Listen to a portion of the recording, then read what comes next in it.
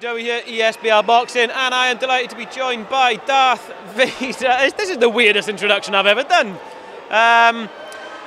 Underneath the mask there, nothing but the one and only Brandon Scott. Brandon Boom Boom Scott. Always one to make an entrance. Let's get this sorted.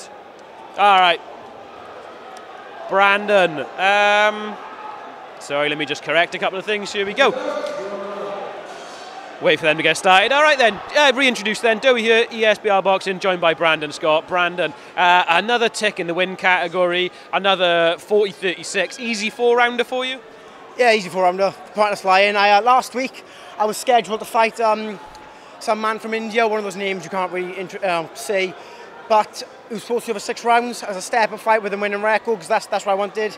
And then last Friday, my last spar, my last round, I injured my hand. You probably can't see it with the lump there, but I thought I broke my hand. I was like, no. So I went to the A&E. You hear this, yeah? I think everything I do is crazy. Listen to this. I was in, seen, and out of A&E within an hour.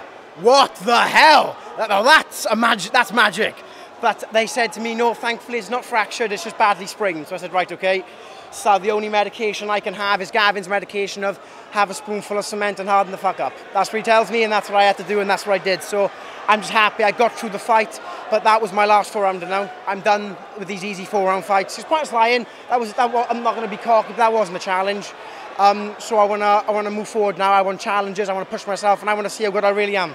I don't want to lie to myself and fraud my crowd. I don't want to be fighting journeyman for the rest of my career.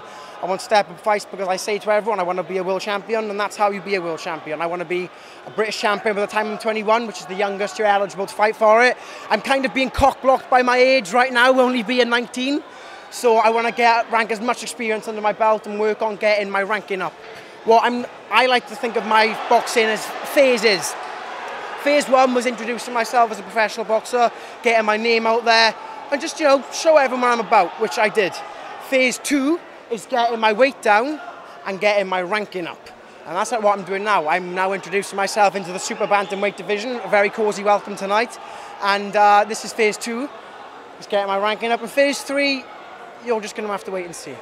Talking about the weight there, this is obviously a new weight for you. It's not going to be easy, right? So there's no point saying it was easy getting down there, but was it doable for you? Do you feel okay? Oh, it was disgusting. Oh, I've got a great nutritionist in Aidan James. He's one of the best in the business. And I was living eating really good quality food, but I was living like a king.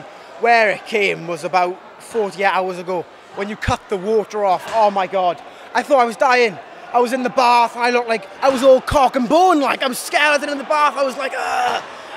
But obviously, you don't box at super bantamweight. You put weight on. Like, for example, this morning, I was a stone heavier than what I was yesterday. A stone. Look at me, I'm so small.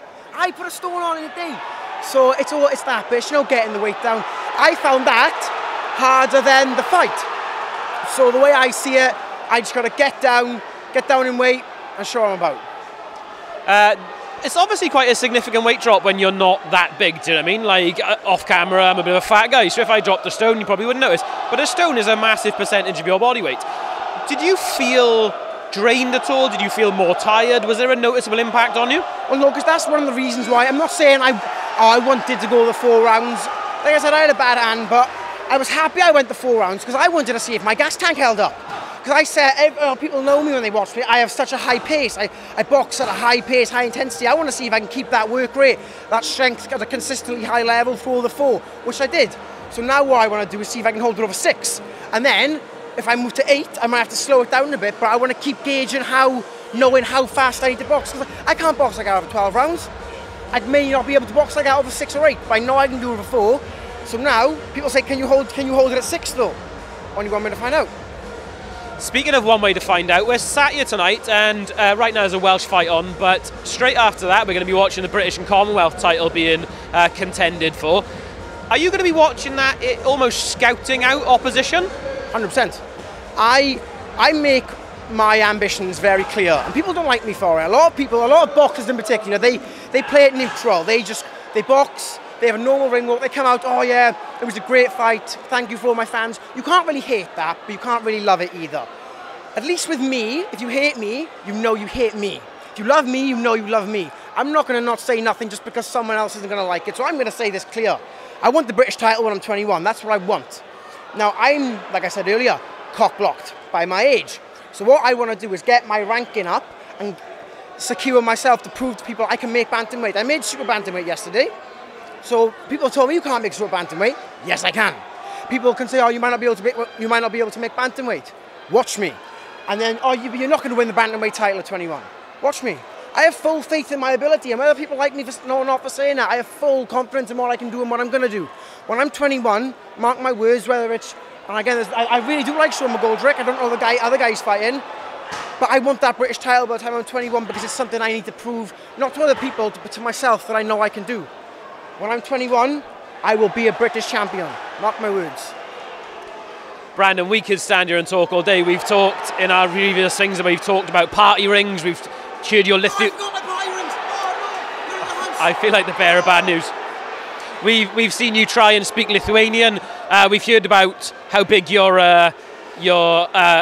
attributes might or might not be.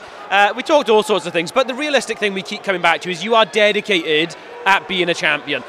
Last sort of closing statement then, what is the thing that is really drilling you to be a world champion and to be all these things? What is the thing that keeps coming up to you? I'm obsessed with becoming better.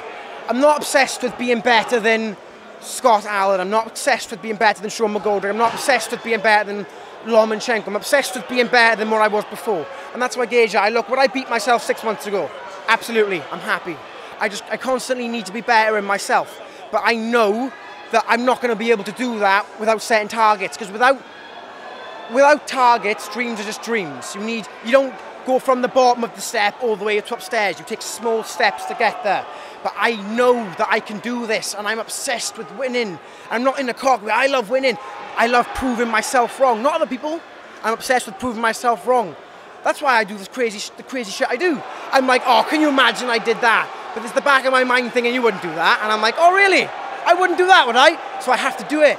It's just I always believe in bettering yourself and doing things you don't want to do. So one day, I'm going to die. And there'll be a point in my life when no one's going to remember me. One day, Joey, you will do your last interview. And one day I will have my last fight. So if no one's going to remember us, why the hell are we caring when people think of us? So I don't care what I have to do to get there. If I have to crawl my ass to get there, I'm getting there.